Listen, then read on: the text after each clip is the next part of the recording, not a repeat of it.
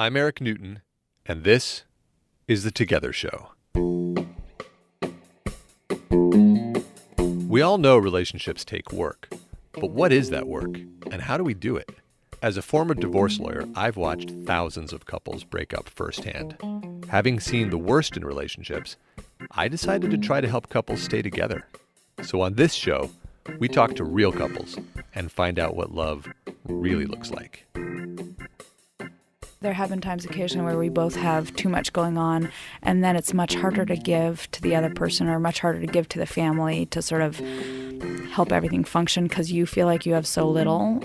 But I also feel like because he cares a lot about his job and I care a lot about my job, it makes for our relationship to be very interesting because we can have very interesting conversations about work.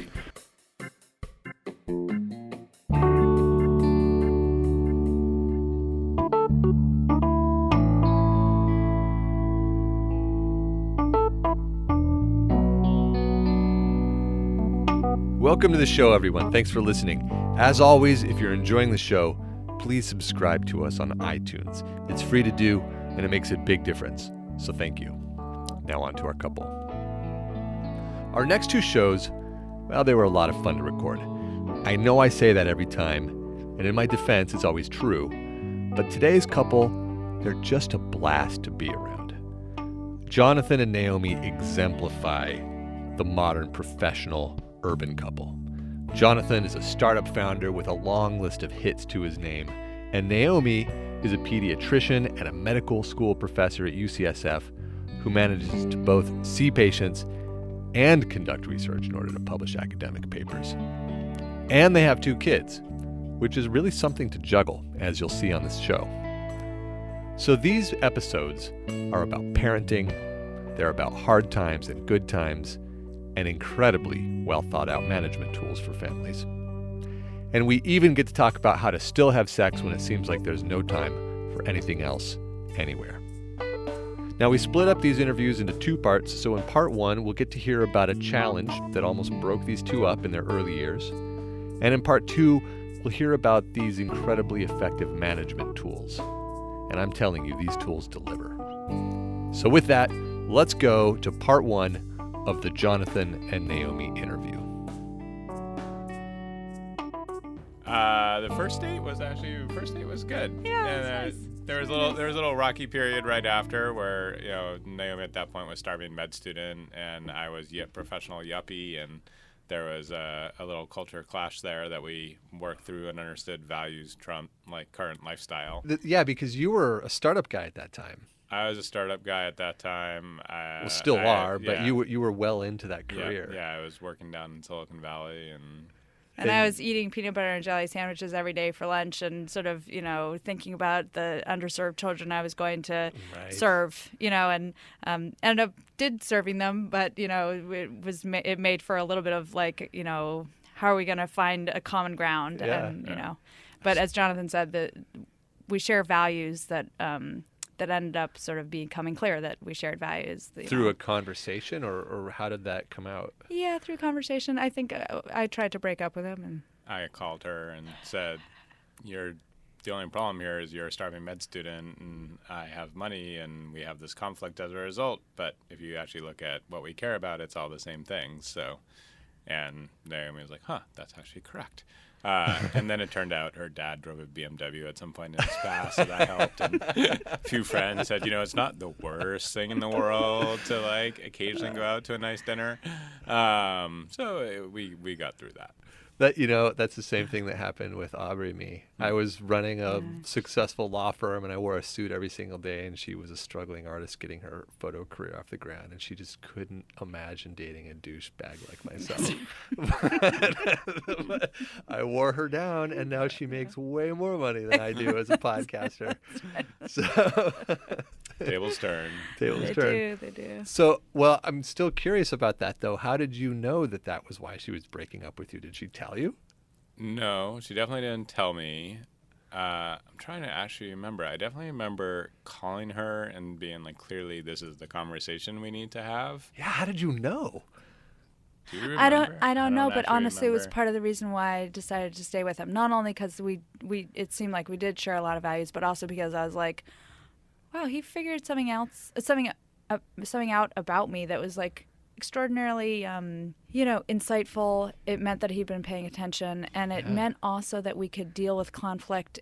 Like, I had a lot of faith in his ability to deal with conflict and actually engage with me in ways that were emotionally intelligent and, paying attention to things. And so that was the other reason that sort of made me say, oh, well, we should try this. Like, maybe we should do this. Exactly.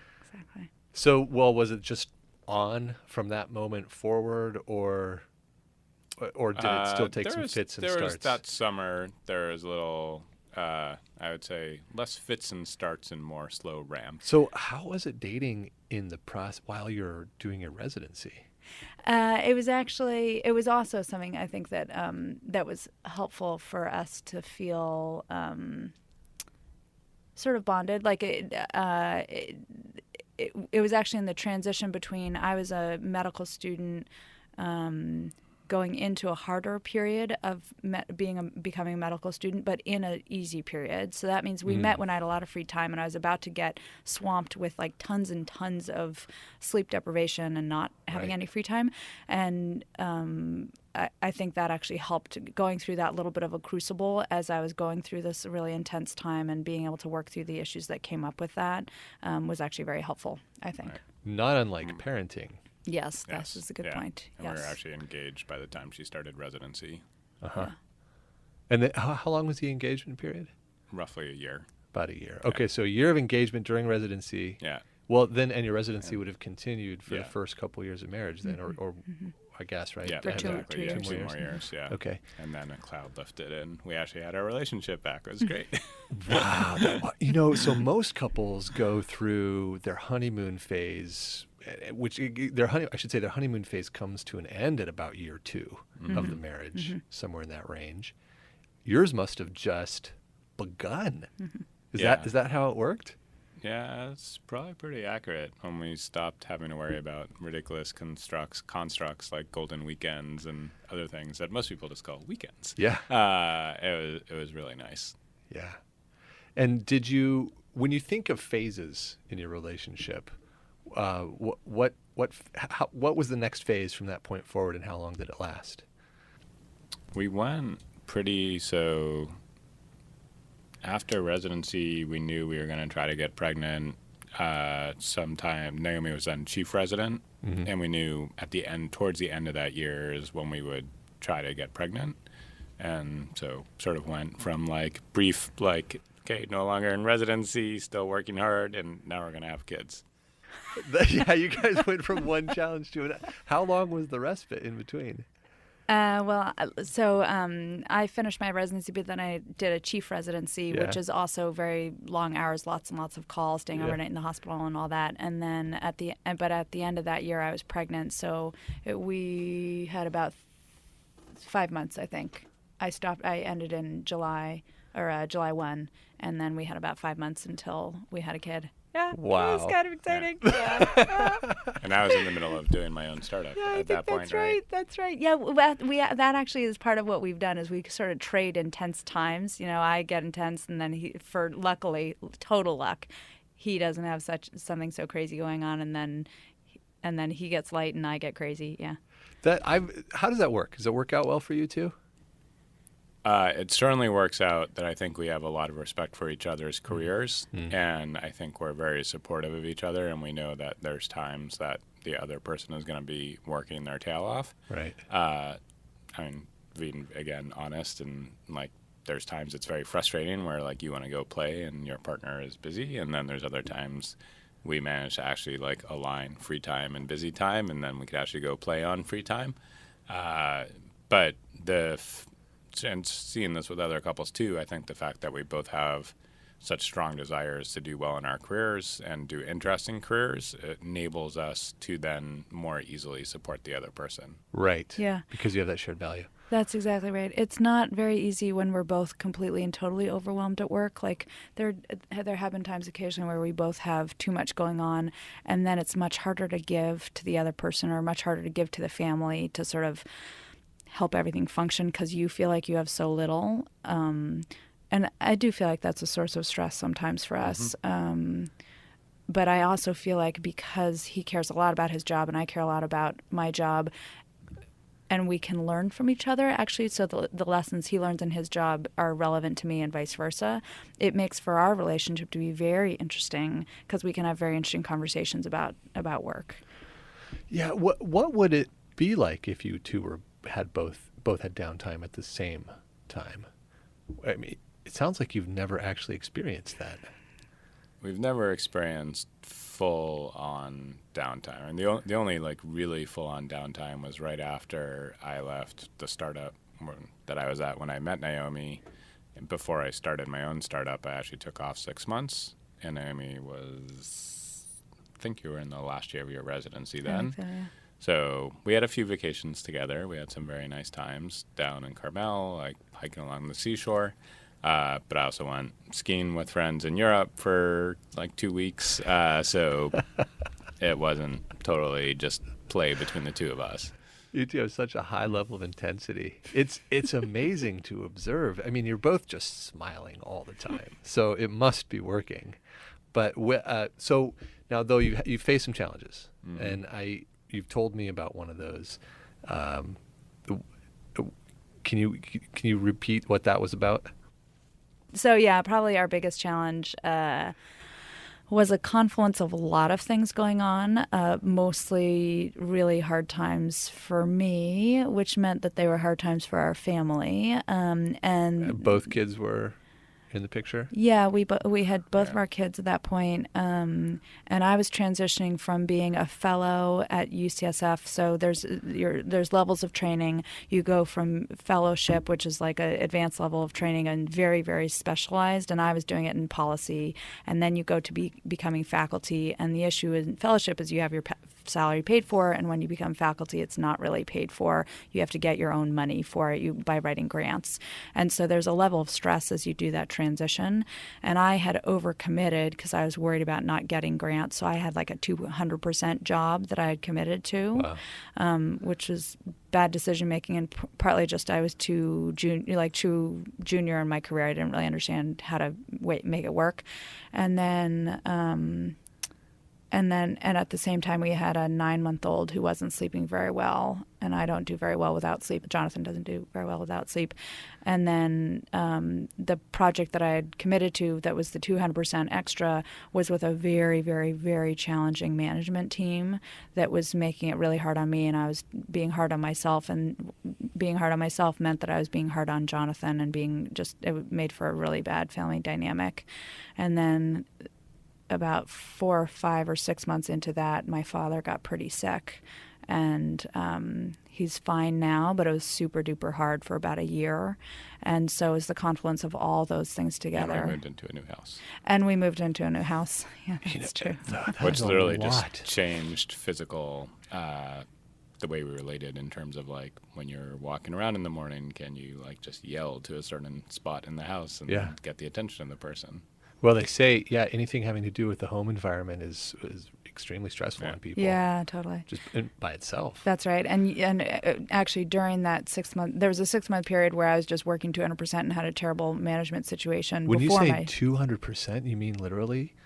I had 100% salary coverage and a job that I was supposed to be doing that was research related. And then on top of that, I had another.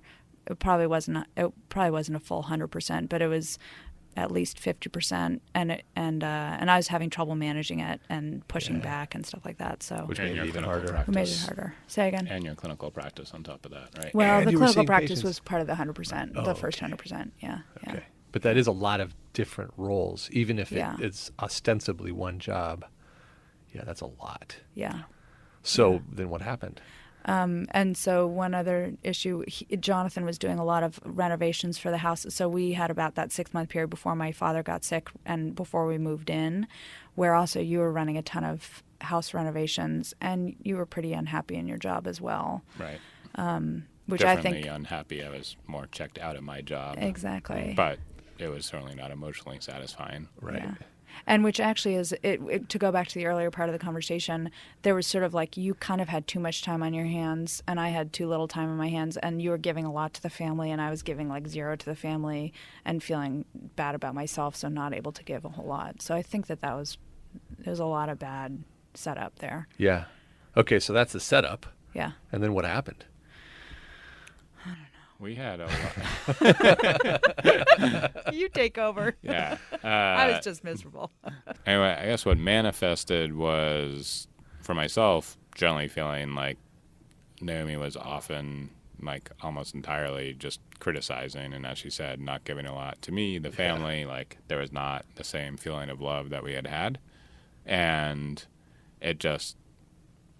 And it was very obvious to me that this project in particular with the funders was just a source of massive negative emotion. Right. And it was coming home. Right. And so just like every dinner conversation was like negative energy flowing at me and me saying, can you please quit this project? It's bad for us. And that answer being no. And that was really hard.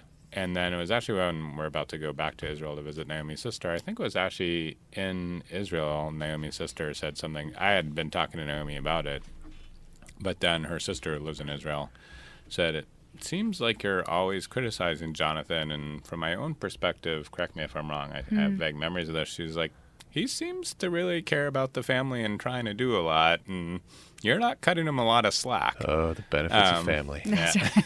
The external observer. And I think that really clued Naomi in, and then Naomi, to her credit, put a lot of work into it right after that. Well, don't go to the work yet. I'm really curious about the criticism. Sure. You know, they some of the research says that and quality of sex are the two most important factors for men when they rank whether they're happy or not in relationships. So less criticism and more sex. Right. And yeah, so we were not at the 5-to-1 positive to like one negative thing. We were like easily at the opposite of that, and maybe like deeper than that by far. Right. So you're feeling all this criticism, but at the same time, you know that it's because she's having a hard time at work. So part of you is wanting to say, Jonathan, internal Jonathan, don't take this so seriously. Like, you know, we have a family and I love her and this is for the long term. I can get through this. But on the other hand, you are feeling the criticism. What was that internal dialogue like? It was hard. I mean, it was a lot of just like, some days I just didn't understand what was going on. And just looking at what was happening, being like Naomi said, here I am, like helping out our house, like getting the kids from preschool, driving them all around, doing all this stuff for our family. And I'm like, why am I being criticized? Was it the kind of criticism where you knew for sure that it wasn't grounded or valid? Or was it the kind of criticism where you actually thought, she probably shouldn't be saying it so vociferously, but she might be right? It was more the former combined with the like total lack of love, like you were saying, like the criticism and versus the positive. Like there was no positive. Yeah. And it was just, yeah. And were you thinking, I'm just gonna head down, stick this out, or were you starting to think, I don't know if I can take this? I never quite got to the big D word, divorce, but it was like pretty obvious that something needed to change. Right. And it was also obvious there was a lot going on. I mean, it wasn't just work. It was also her dad being really sick. I mean, there were clearly like very real issues that I very much understood were causing a lot of this. Yeah. I think potentially, I don't know, maybe going through residency together and just seeing like someone like go into a black hole and then be able to come back and become herself again. So you knew she could come back. I knew she could come back. Maybe that helped. I don't know. Yeah. But yeah, I don't totally remember. I guess I just very much remember like feeling like this totally sucks. Yeah. And certainly not feeling like I had a lot of places to go to figure it out. And Naomi, when in every relationship, there's periods of time where one person is behaving badly and then the other person is behaving badly, for lack of a better word. Right now, we're telling the story about when you were having a hard time. How does it feel to hear him talking about it right now? Probably mostly sad. You just feel sad about being a hard time. Do you feel guilt? No, I don't think so. Good. I was sitting here thinking, I hope she's not feeling guilty because this is so normal. But yeah, sad. Yeah. Yeah, and still sad, even though it's been a few years and you've recovered. Yeah. Why? Just because it's sad to hear. It's in some ways almost like I'm hearing a story from outside, and it's making me sad to hear about it in a slightly objective kind of way, and also sad that I was part of it, and sad that we went through a hard time. I don't know. It's just a lot of.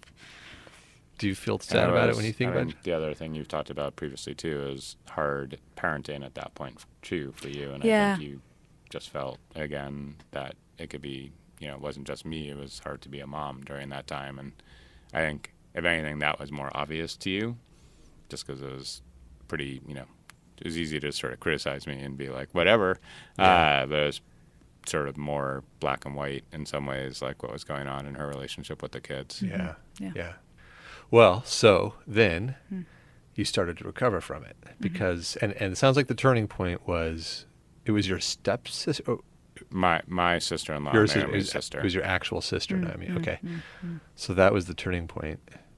And then what you said, John, no. I don't think it was the turning point. I think maybe it was a turning point for you, or maybe it helped you to hear me say it out loud. I think the turning point for me, I think both of us knew while it was happening that we were sort of in this terrible washing machine of misery, but that we knew it would probably end. The project was going to end. We knew my father was going to be okay. It was going to take some time. And so part of it, actually, the turning point was partly actually some of those things happening and me figuring out that even though all of those things were kind of finishing up and not being so terrible anymore, that there was a lot of leftover pain and anger and leftover critical feelings. I had gotten into a habit of criticizing it. And honestly, I think we both got into a habit of criticizing only because when there's that much negative energy going on, it wasn't like it was easy for you to not criticize. So somebody actually said to me at some point, I went out to dinner with a friend, and she was talking also about her relationship issues, and this was after sort of the intensity of it was done, and I was coming out of the whole terrible Annus Horribilis was sort of over, but it was clear to me that there was still a whole bunch of crap that had built up that really needed to kind of get reamed out, and I wasn't figuring out how to ream it out yet and to get everything back on track. So I went out to dinner with a friend of mine, and I was telling her how badly I was feeling about everything, and she said, particularly about our relationship and this whole issue around criticism, and she was saying that the work she was doing with her partner was to try and change the dynamic so that as you're moving forward together in life, there's some terrible thing that happens, and either you can go through it together, hand in hand, facing forward and addressing the issue, or you can use it as an opportunity to turn to your partner and dig in really hard, And so I love that. It's my mantra. It's so very, very helpful. And she said, so you just have to make, as much as you can, make an effort not to just turn to your partner and hurt them in response to this terrible thing that's happening, and instead go, walk together with that person and move forward. Okay, so that's the concept, and I, like I said, that's my mantra. I think about this a lot. Yeah. What I'm always curious about is how you apply it. Everybody applies it a little differently. Okay, so now you have the idea. When I have these critical feelings, or I'm noticing all the built-up layers of mistrust and doubt that I've created in the relationship, I'm going to turn towards him and go deeper. What is the thing that you actually do in that moment? I think there's two things. One is we decided to stop telling stories about the other person in our head. Like we could have full arguments with each other without talking to the other person. Oh, yes. That is, of course. I think that's humanity's favorite pastime. That's exactly right. And so it was partly just recognizing that dynamic and making a decision to not do it anymore as a form of compassion towards the other person. Like, I'm just going to stop having this big argument. I'm going to go and I'm going to have the argument out loud in a very kind and compassionate, like, this is what I feel like is going on, and ask whether or not that's going on. So making a conscious effort to try not to attack the other person in our brains. I think that was one thing we talked about. Oh, so I heard three things there. Yeah. One was, don't have the argument in your own head. If you're going to have it with the other person. Then the second one is, if you do have it with the other person, have it in a kind of a questioning format where you say, is this is what I'm experiencing? Is this really going on, or am I making it up? And then the third thing was, if you're going to do that, do it in a compassionate way. What does compassionate mean? I think assuming the best. It's a little bit more like around number 2 is questioning it with the assumption that the person is actually on your side and you love them and they love you, and you got to start on that premise before you go and start asking the questions. Yeah, that assuming the best thing.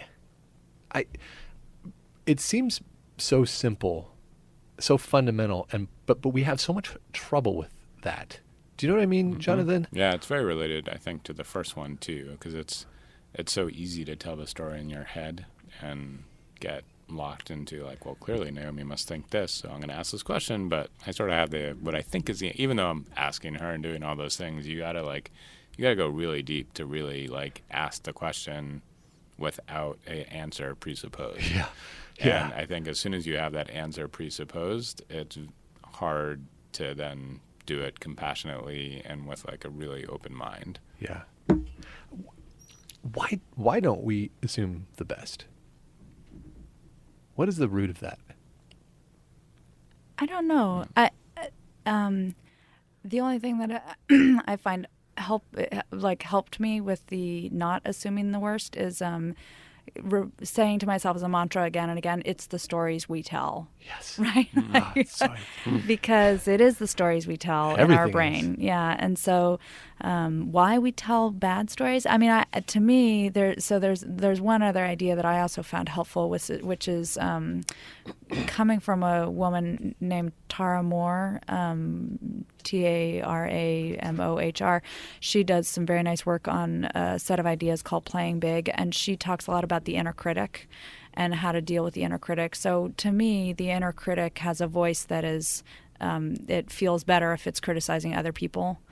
And so the harder I am on myself, the harder I am to other people. And it's only the people I'm very close to, right? And so it's a way of alleviating my own criticism of myself by sort of spreading out the miserable feeling. Yeah, spreading out the blame a little bit. Yeah. I think there's both that, and then I think the other thing that happens too is you can get not necessarily any like full on competition, but a little of like, I want to like get my way on this kind of thing. Yeah. And it's sometimes hard to let that go as well. Yeah. Now, does that just derive from being in a relationship with somebody who is also playing a big game? Yes, and then it's a question, it goes back to the, how do you support the other person? How, if you are both full on, like, how do you do that again in a very compassionate way and be very supportive? And then when there is conflict, how do you do that in a way where you're still supporting them through that, even if it is affecting your own life? What's the answer? And you got to do it. You got to do it somehow. So the other thing that I think actually was very helpful was time boxing some of the conflict. So one of the things that I ended up doing, because we came out of Anna's Horriblest, and I was like, okay, now it's time for me to like get things back on track. And I kept on trying, and it somehow things kept on being terrible. I still had a hard time parenting my kids. Even like I had a hard time not yelling at my kids and like not yelling at Jonathan. And so I ended up going to see a therapist, and that to me was very helpful because it meant that when there was bad stuff happening, when I was feeling negative, when I was feeling critical and mad about something that was going on, I just knew I could go put it into the hour that I was going to go spend with another human being and park it there until I got to that hour, and then I could be furious about something. So it just meant that I could protect people and sort of cushion all that negative feeling a little bit by putting it into one part of the week. So smart. It was very helpful. So helpful. And also, what a great commitment to the relationship to do that for yourself. So we did that on positive stuff too, by the way. We like with our wedding, to go way, way back. We got some very good advice that we should time bucket the wedding part of that year, because marriage is a long time, and to make sure that the high level advice was spend equal amount of time talking about marriage as your wedding, because you could just get sucked into talking about your wedding and then the the early phase. logistics and the planning of the wedding exactly. itself. Right. And so spend equal amounts Right. of time in that year of planning on talking about your marriage and the health of your marriage and your relationship that you spend talking about your wedding. Yeah. And therefore, you could only talk about your wedding, on Sundays or something. Sunday for an hour. Like, that was it. Only questions on flowers Sunday, 1 hour. That's That it. was smart compartmentalizing. Yes. Yeah. Okay. And so it was this process that the both of you were engaged in that slowly healed that the wounds from that period of time. Mm-hmm. And how long did it take before you sort of felt like you were back at an equilibrium of where you wanted to be? I'd say probably a year. Yeah, I think it was most then of 2012. I mean, again, there's a lot of external factors. Like I left Yahoo and was then doing Minerva, which is like a much more engaging, emotionally satisfying job for me. Right. So I was in a happier place. Our kids just got a little bit easier. Benjamin, our younger son, started sleeping through the night. That's good. So, these Remarkable like how very much sleep is actually really key to a healthy relationship. basic things. Naomi's father got better, or at least was on that path, and it was more clear. So, Thank goodness. Yeah. But I do have a kind of visceral memory of the high holidays that happened in September. I think there was one year where the high holidays happened, and I had this realization. I was like, I thought I was going to be back on track, and I'm not back on track. Like, things still feel really bad. And it was the year after that I finally felt like, okay, I did a lot of work this year, and now I actually feel like things are better. Wow. What I love about that is it gives perspective on the amount of time it takes for us to work through whatever we're going through. I think a lot of people want to get over the bad feelings in a week and be done with it, and sometimes it takes a year and a half. right. Well, that's it for part 1 of Jonathan and Naomi, folks. Be sure to tune in for part 2 on Thursday, in which you'll hear these guys discuss the time management tools that I keep telling you about. I'm not kidding when I say they deliver. If you enjoyed the show, please subscribe to us on iTunes. It makes a huge difference when you do that. If you have any questions or comments, or if you'd like to be on the show, please reach out to us via one of our social platforms. You can find our website at www.together.guide. Our Facebook page is facebook.com/togethershow. Twitter and Instagram are both at @together_show. Or you can email me at host@together.guide. Our producer is Charlene Goto. Our web designer is Courtney Munna. Our art director, and my one and only, is Aubrey Pick. Thanks again to my guests, Jonathan and Naomi. Guys, I'm definitely coming for family dinner time. Be sure to tune in for Thursday's episode, in which you will hear... We try to at least get one, if not multiple weekends alone, just for the two of us during the year. And those I personally find wildly rejuvenating, both personally and for our relationship. That's all for today, folks. See you next time.